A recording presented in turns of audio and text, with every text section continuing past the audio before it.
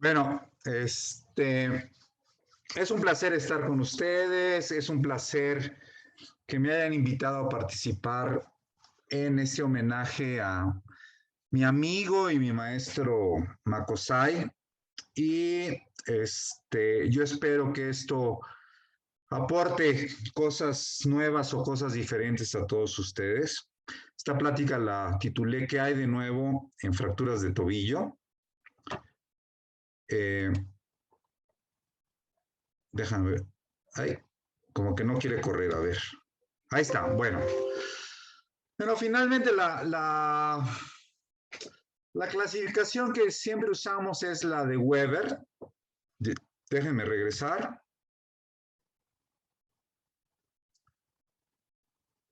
No quiere, un momento. Ahí está.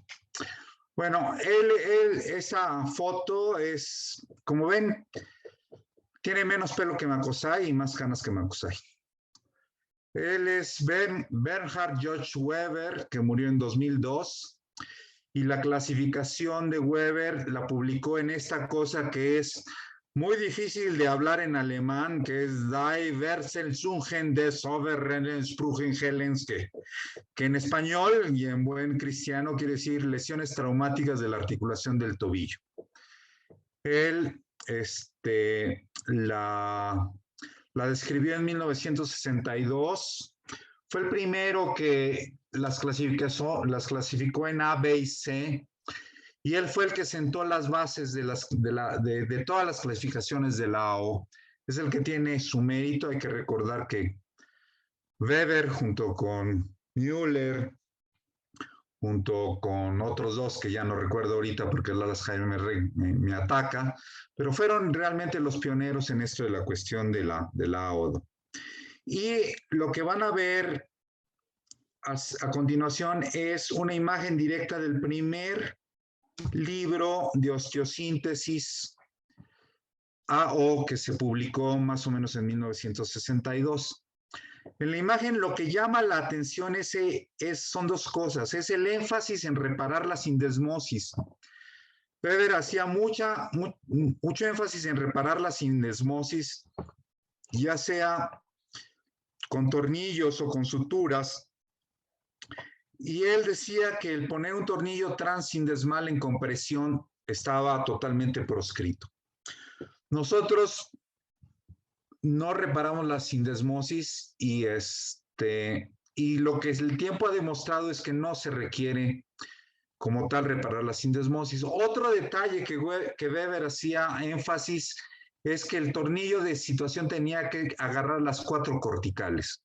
Es decir, tenía que agarrar las 2 del peroné y las 2 de la tibia, circunstancia que luego se demostró que no era absolutamente necesaria, que lo que teníamos que hacer era hacer presa de la tibia, es decir, necesitábamos por lo menos 3 corticales, no necesitábamos llegar hasta el otro lado. Sin embargo, hay que reconocerlos que él estaba haciendo un trabajo pionero en aquella época y que bajo su concepción pues era importante tanto reparar la sindesmosis como que la fijación del tornillo de situación tomara las 4 corticales. Entonces, en esa plática que titulé ¿Qué hay de nuevo en fracturas de tobillo? Voy a hablar de 3 puntos: de las innovaciones técnicas, de los puntos de controversia y de los factores de riesgo en las fracturas de luxaciones de tobillo. ¿Qué ha habido respecto a innovaciones técnicas? Bueno, de innovaciones técnicas podemos ver este tornillo que es el AccuTrack. El AccuTrack es un tornillo diseñado para fijación prácticamente percutánea en las fracturas tipo B. Es decir, tiene, como pueden ver, nada más el equipo es un clavo guía, una broca cónica, y después viene la aplicación del tornillo que es el AccuTrack, que al ser cónico permite una compresión interfragmentaria. Lo que dicen es de que obviamente tiene ciertas limitaciones en cuanto a que tienen que ser fracturas tipo B exclusivamente. Yo no tengo experiencia con el AccuTrack, estas son imágenes obtenidas de ese artículo publicado en el International Orthopedics, en donde finalmente hablan de resultados muy buenos con técnicas invasivas mínimas. Voy a regresar un poquito a la diapositiva. Si ven, pues quien publica son Jin Xiun y Lian Xiu y Shenria Huang y Xiao Cheng, porque resulta que los chinos, como son un mundo, tienen también un mundo de pacientes en donde poder hacer series de casos abundantes que tengan peso en la literatura ortopédica. Entonces, finalmente, en estos artículos donde se aplicó el ACUTRAC, terminan concluyendo que está indicado únicamente en las fracturas tipo B de Weber sin lesión de la sindesmosis. Ellos hablan de que definitivamente requieren una reducción abierta y estabilización temporal con pinzas de reducción tipo campo y que inevitablemente recomiendan el uso de intensificador de imágenes para la correcta orientación y colocación del tornillo.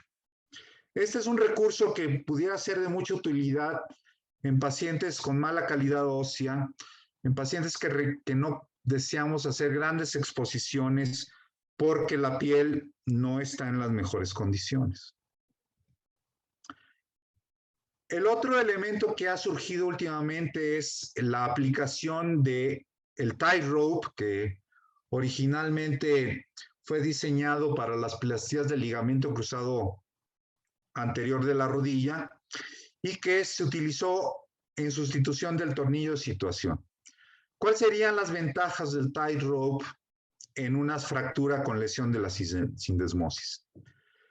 Las ventajas serían que mantiene la reducción, pero permite la movilidad y que no se tiene que retirar, no se rompe y justifican que permite una rehabilitación y obviamente una integración más rápida del paciente a sus actividades laborales. En este artículo, donde se utilizó el botón, es una revisión de 6 estudios biomecánicos y 11 estudios clínicos, y se utilizó el tightrope. Se comparó la reparación, el utilizar el tightrope con el tornillo de situación.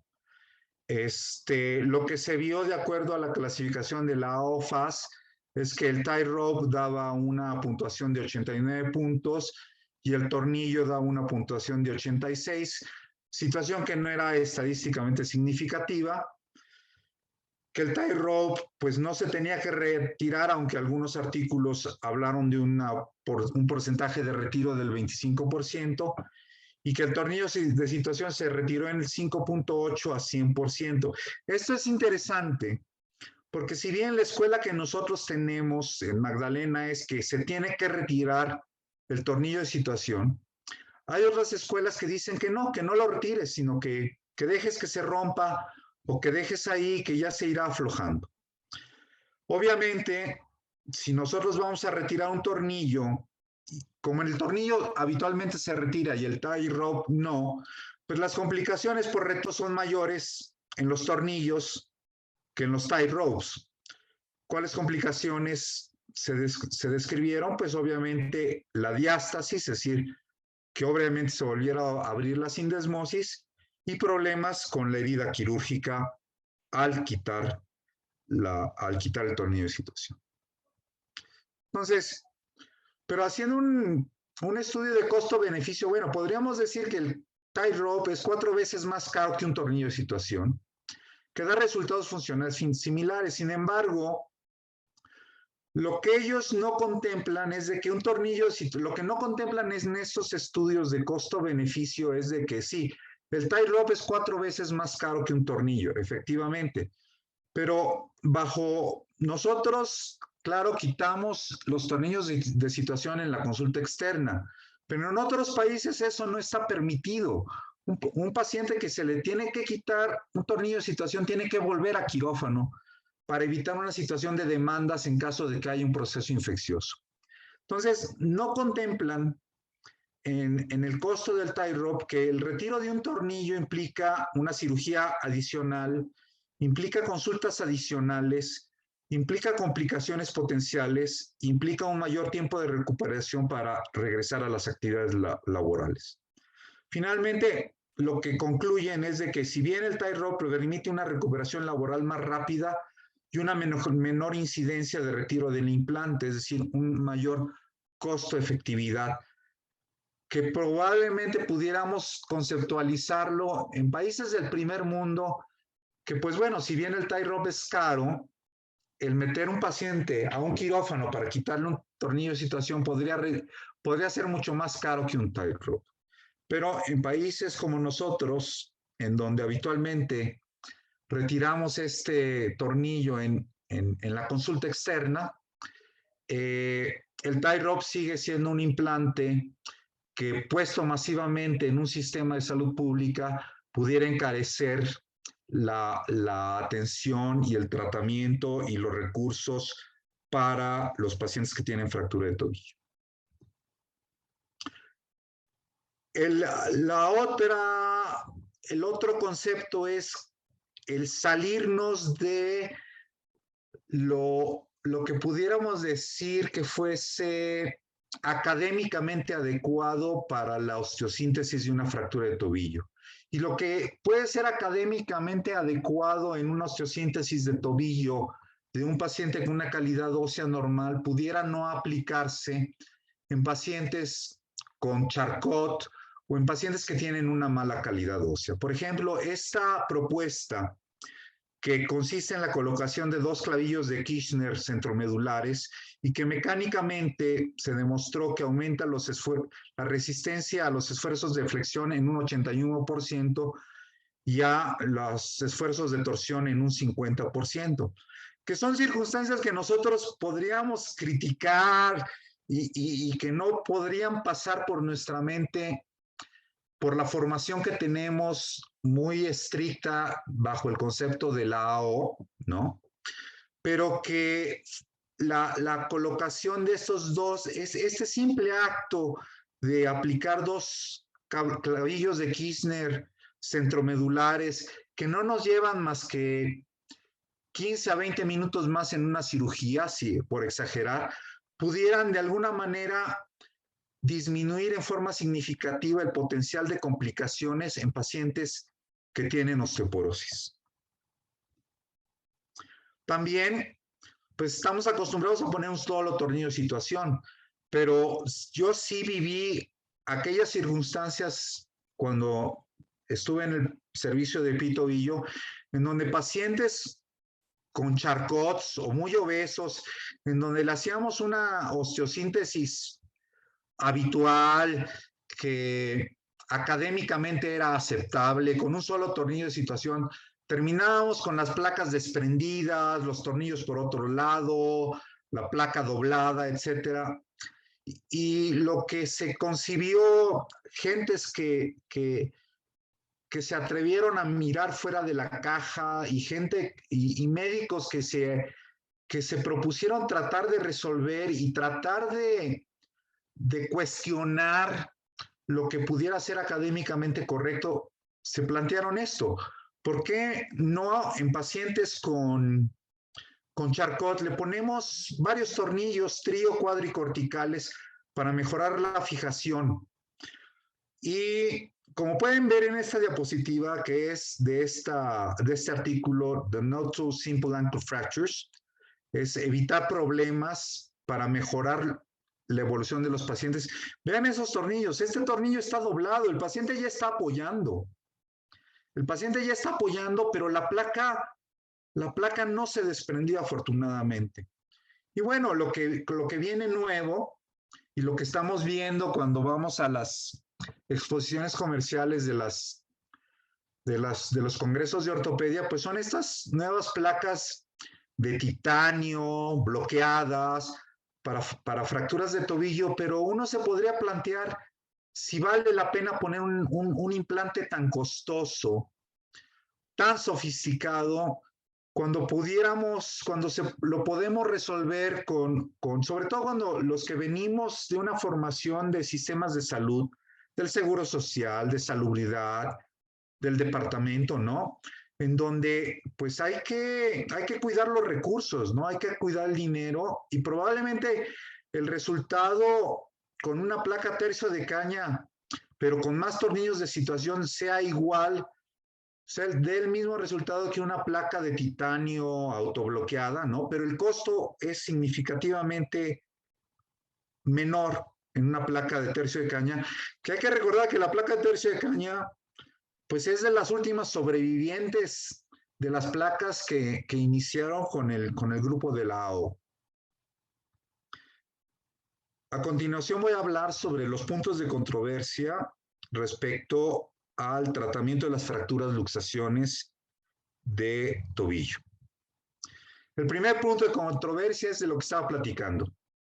En este artículo es dejar o quitar el tornillo de situación. Es una revisión de la literatura. Vieron 116 estudios, de los cuales solo 7 cumplieron los criterios de inclusión, para que vean lo estricto que fue este estudio. Y finalmente, lo que ellos concluyeron es que no había diferencia de resultados entre quitar o dejar el tornillo de situación. El otro punto que me resultó a mí muy interesante por la formación que tenemos, era que nosotros estaba prohibido dejar un tornillo que atravesara la sindesmosis. Entonces, ellos concluyeron que la altura de la colocación del tornillo de situación no influía en el resultado clínico final. Es decir, que dejar un tornillo transindesmal no era lo terrible que pudiéramos nosotros pensar, o lo terrible que Weber en su tumba pudiera pensar, y que tal vez ahorita sus cenizas estén hirviendo por esto que estoy diciendo. Y que en las fracturas de Maisonneuve, colocar 2 tornillos de situación da una mayor estabilidad que colocar uno solo. Hubo una época en que las fracturas de Maisonneuve nada más se colocaba un tornillo de situación, y finalmente el riesgo de que se reluxara o que se perdiera la reducción de la sindesmosis era muy alto. Entonces la recomendación es que cuando tengan una fractura de Maisonneuve, procuren, o una tipo C alta, subcapital, lo recomendable es colocar 2 tornillos de situación. Y por último, no había una diferencia clínica evidente entre tornillos de titanio, tornillos de acero o tornillos bioabsorbibles. Yo no tengo mucha experiencia con tornillos bioabsorbibles, ya no los veo en el mercado, pero yo recuerdo una época cuando el doctor Carvajal era jefe de servicios de urgencias, que nos dieron en donación unos tornillos bioabsorbibles, y el problema es que ese no se absorbían, terminaban como fístulas, terminábamos retirando, teniendo que escarificar y teniendo que retirar los restos de esos tornillos bioabsorbibles. Yo estoy de acuerdo que el desarrollo tecnológico debe de ser mejor actualmente que lo que fue hace 20 años, o que lo que fue hace 10, 11 años, que fue cuando se publicó este artículo. Pero finalmente el resultado final entre acero, titanio o bioabsorbible es prácticamente el mismo. Entonces aquí hay que pensar más bien en dinero, en cuánto cuesta. También en este artículo, recuérdense que para poner el tornillo de situación siempre nos pedían que pusiéramos que la situación del pie era a 90 grados, ¿no? Para que cerrara bien la sindesmosis, y ellos vieron que la posición del pie durante la colocación del tornillo situacional no influía en el diagnóstico clínico final, y que dejar un tornillo de situación no produce peores resultados clínicos que quitarlos, pero si piensan quitar el tornillo, la recomendación es quitarlo de 4 a 6 meses después, solo si la dorsiflexión se encuentra limitada. Concluyen que obviamente todo esto se basa fundamentalmente en series de casos, en evidencia tipo 4, y ellos dicen, bueno, que hasta el momento no hay ensayos clínicos controlados que pudieran darle peso a si vale la pena quitar o no un tornillo de situación.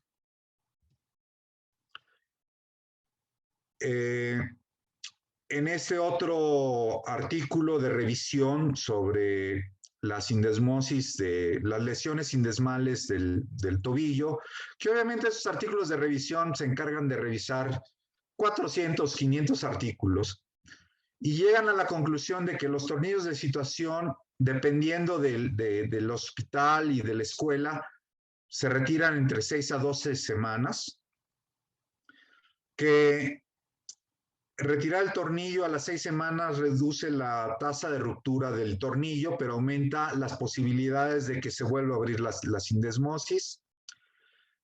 Y nuevamente, que no hay diferencias clínicas si retiras el tornillo o si no lo retiras. Lo que yo viví en alguna época, sobre todo en pacientes obesos, como dice la última parte, un paciente obeso tiene 12 veces más probabilidades de sufrir una diástasis por retiro de tornillo que un paciente no obeso. Eso sí yo lo viví. Yo viví retirar tornillos en pacientes obesos a las 8 semanas, cuando uno daba por sentado que eso ya estaba resuelto y que desafortunadamente regresaban con la sindesmosis abierta y había que volverlos a operar.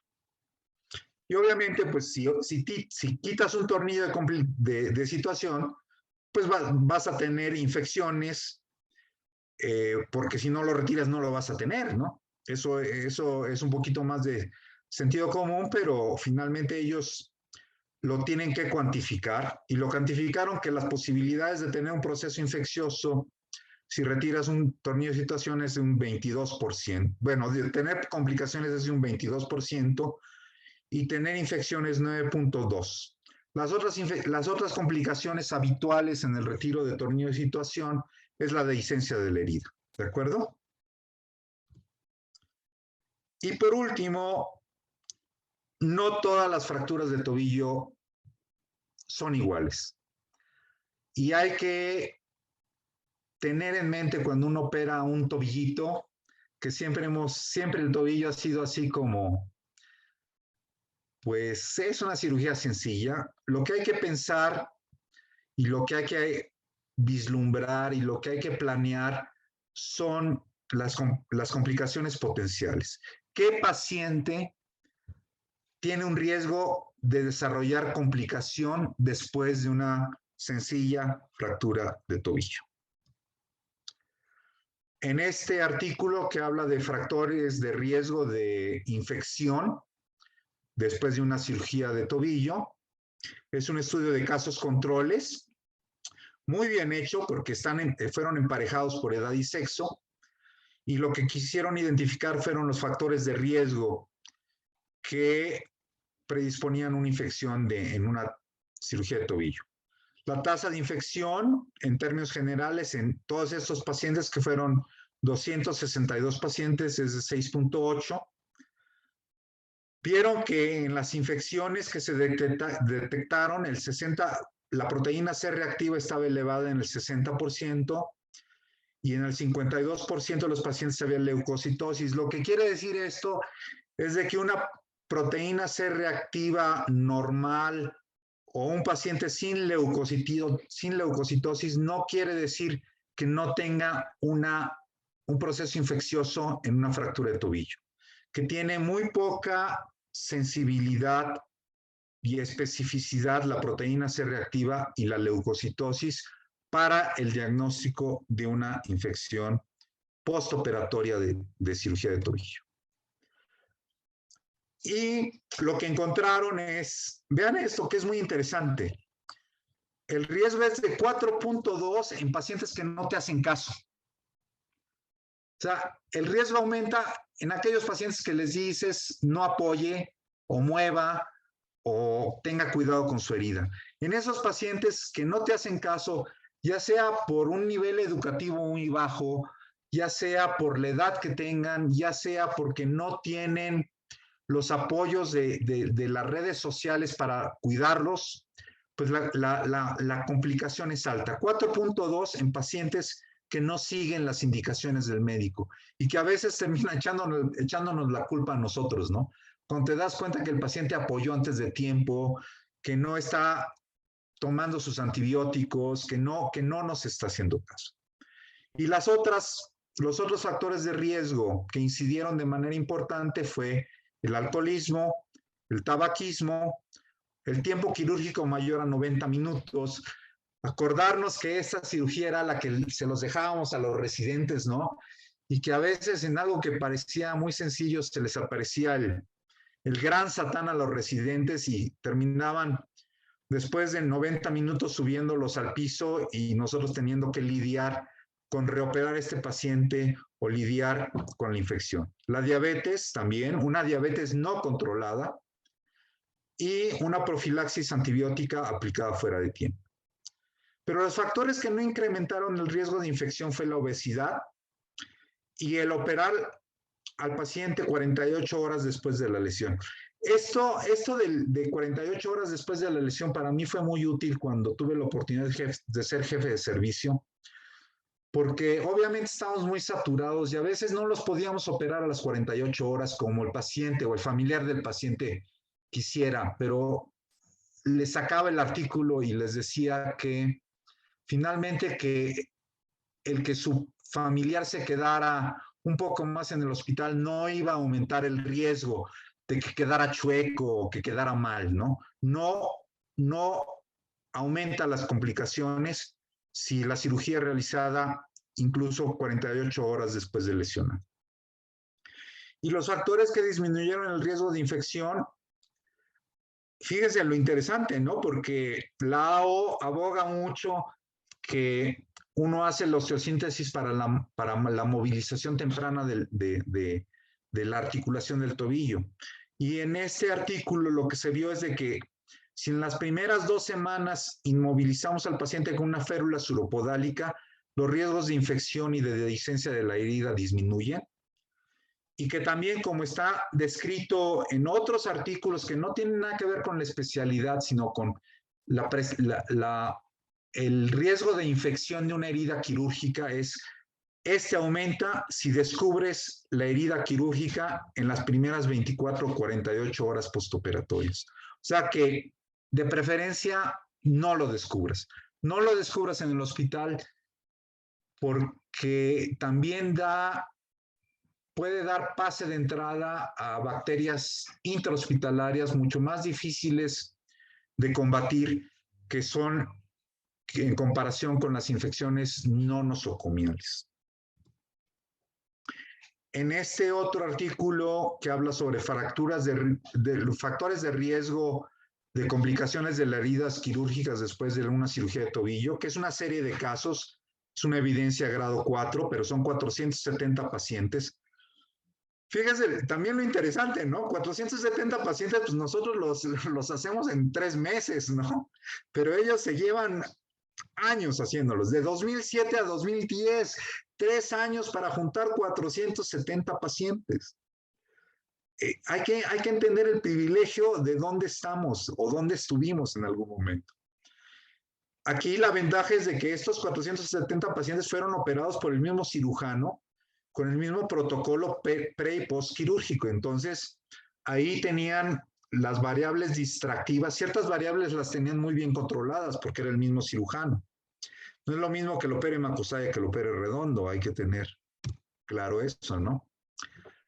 Y lo que encontraron es de que lo que aumentaba el riesgo de infección es la neuropatía diabética, el antecedente de estar tomando corticoides, tener una fractura expuesta, el ser un paciente diabético, aunque sea controlado, y nuevamente aparece aquí la falta de apego a las indicaciones del médico. Pero lo que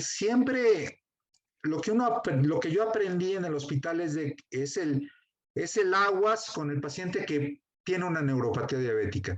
Nos llegaban muchos pacientes con un muy mal control de sus niveles de glucosa, que realmente tenían una neuropatía diabética y que fue una fractura en un paciente con neuropatía diabética y que había que ser muy prudente al operarlos y que había que tomar medidas poco ortodoxas para operarlos. ¿Qué quiero decir poco ortodoxas? Es poner más de 2 tornillos de situación o agregar un clavo de Steinmann que atravesara el calcáneo, el astrágalo y llegara hasta la tibia, ¿no? Para mejorar la estabilidad de la fractura, ¿no? Y esos pacientes con neuropatía diabética, pegárseles más, es decir, citarlos con que el tiempo entre que se daba de alta y se citaba la consulta externa fuera más corto. En este artículo de no las fracturitas tan simples del tobillo, se dieron cuenta que el control glicémico antes y después de la cirugía disminuía el riesgo de infección de un 25 a 30%. Entonces, esto que en algún momento nos parecía un poquito exagerado de las propuestas de los médicos internistas del hospital, que era el destrosis con esquema, sí tiene una razón de ser. Créanme que sí tiene una razón de ser, que eso disminuye el riesgo de infección. Y que el riesgo de infección en pacientes que ya tenían comorbilidades diabéticas es 3 veces mayor que en aquellos pacientes diabéticos controlados.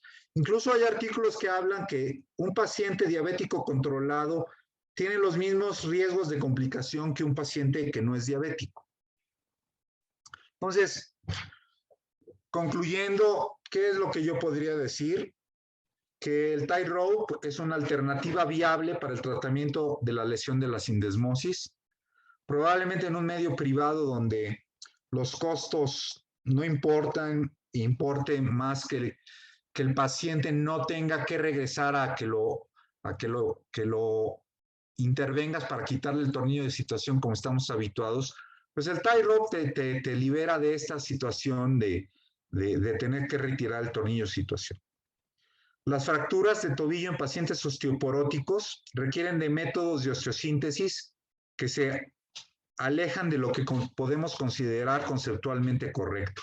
Es decir, en estos pacientes pongan más de un tornillo de situación, atraviesen más de 2 corticales, váyanse a la tibia, pongan un clavo de Steinmann para aumentar la fijación, protéjanlo con una férula suropodálica o si es privado pónganle una bota tipo Walker, ¿no?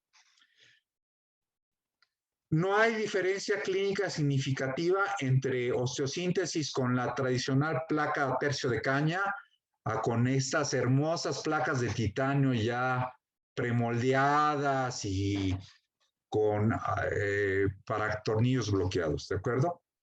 Y finalmente nos quedamos con esta incomodidad de si retirar o mantener el tornillo de situación es un tema que no tiene una aceptación universal. Hay escuelas como la nuestra en donde lo retiramos, pero también hay hospitales importantes y famosos en donde no lo retiran y aparentemente no pasa nada. A mí sí me resulta incómodo, yo sí lo retiro. Bueno, eso sería todo. Yo les agradezco la invitación y el privilegio de hablar en esta sesión que está dedicada a mi maestro, a mi amigo, a mi gurú, que es Tulio Horacio Macosay, y el saber que Guillermo Redondo goza de cabal salud y que su COVID no le quitó ni la vida ni su sentido del humor. Muchas gracias.